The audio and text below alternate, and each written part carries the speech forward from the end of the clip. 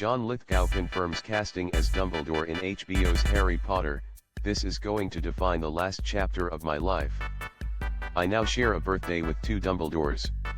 I'll be about 87 years old at the wrap party, but I've said yes. If he's 79 now, then I'm assuming they'll be filming with the quickness, which I hope. Well, that's that then.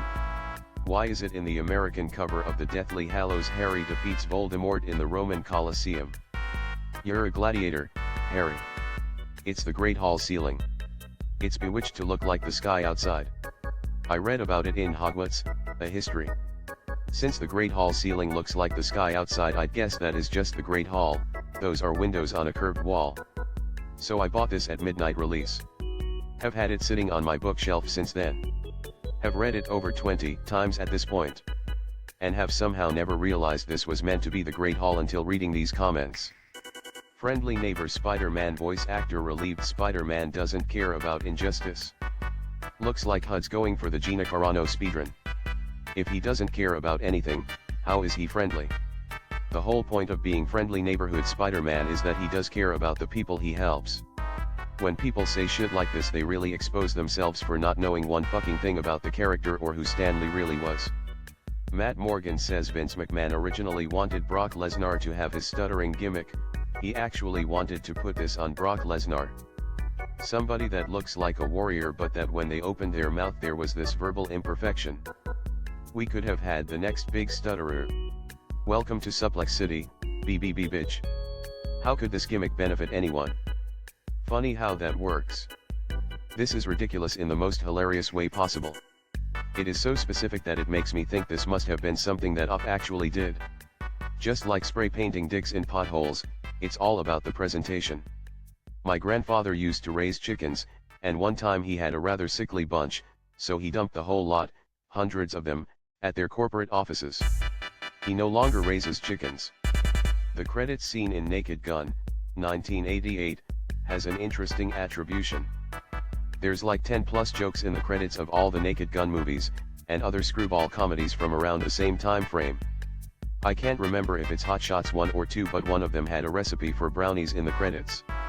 I remember as a kid seeing that and fully appreciating that they continued the jokes until the very end. John Lithgow confirms he'll star as Dumbledore in HBO's Harry Potter series. This is going to define the last chapter of my life.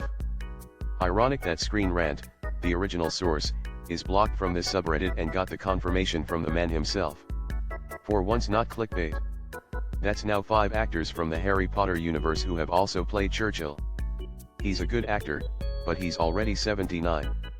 This show will run for 7+ years and he's going to be in the majority of the seasons. Lithgow, well, it came as a total surprise to me. I just got the phone call up at the Sundance Film Festival for yet another film, and it was not an easy decision because it's going to define me for the last chapter of my life, I'm afraid. But I'm very excited. Some wonderful people are turning their attention back to Harry Potter.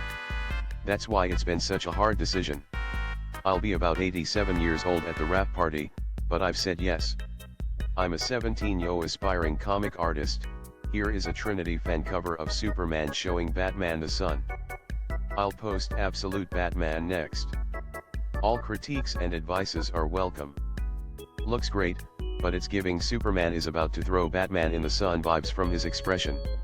Bro, you might have a bright future in the industry. My only critique is work on diversifying your faces a bit. Superman and Wonder Woman are looking just a tiny little too similar, but this is far better than what some established artists such as Steve Dillon or Barry Kitson can do in that regard. Is Snoke really a clone of Palpatine? Both Snoke and Dathan are strandcasts, artificially created beings that do carry some of Palpatine's DNA, but aren't direct clones. If I'm getting it right, strandcasting, which is the cloning process used to create Snoke and Rey's dad, modifies the genetic code of the like host genetics with other genetics, so calling a clone might be too simplified. In a way it's more like growing people who are genetically related to you than cloning per se. We just need a prequel trilogy to explain everything in the sequel trilogy, /s. First image from Travis Knight's Masters of the Universe movie starring Nicholas Galitzine as He-Man. I hope Jared Leto goes full method and burns his face off to a skull. 6-year-old me from 41 years ago is fucking stoked. Just go all out and make it as colorful and accurate to the cartoon as possible. there was no reason to try and make this realistic. In Carrie, 1976, the character of Norma wears a red baseball cap in every scene she's in, even while getting a perm. PJ Solis not only went to Bates High School, she also went to Rock and Roll High School. She's cosplays as Mario in this film. Got to meet Charlie Cox, Daredevil, and Vincent D'Onofrio, Kingpin, a few years ago. They were both very kind, and Charlie even said that I looked like Spider-Man. So excited for DD, Born Again. Where are you? I only see Cox, D'Onofrio, and Tom Holland. Wait, how did he know what you looked like?